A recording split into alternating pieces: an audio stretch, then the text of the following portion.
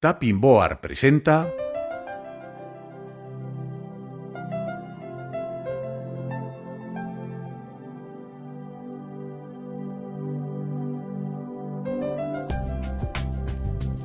el bruxismo.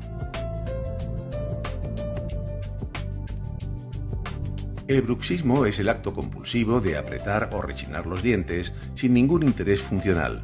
El estrés y la ansiedad son a menudo las causas más frecuentes. Se calcula que el 80% de la población ha tenido algún episodio bruxista a lo largo de su vida, incluyendo adultos, adolescentes y niños. Y es una conducta muy nociva para los dientes, el periodonto y los músculos de la boca.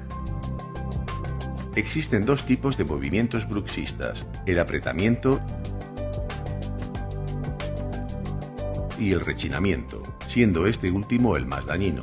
La manifestación más común del bruxismo es el desgaste de los dientes. También podrá causar sensibilidad dental y fisuras, o incluso fracturas y desprendimientos de restauraciones. Además, puede producir la pérdida de anclaje de los dientes.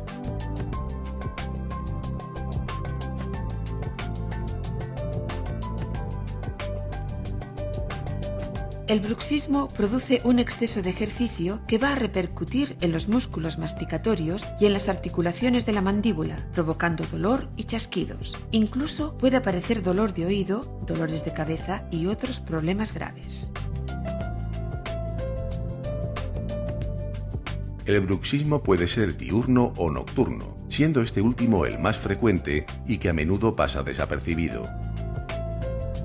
Para evitar los efectos del bruxismo, su odontólogo le prescribirá una férula de descarga, también llamada férula oclusal o férula de relajación.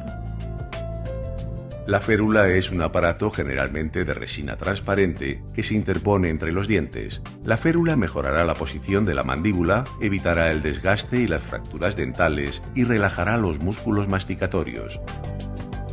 También protegerá a las carillas, coronas y puentes. Sin duda, la férula es el tratamiento dental más conveniente ante el bruxismo, ya que ofrece excelentes resultados a medio y largo plazo.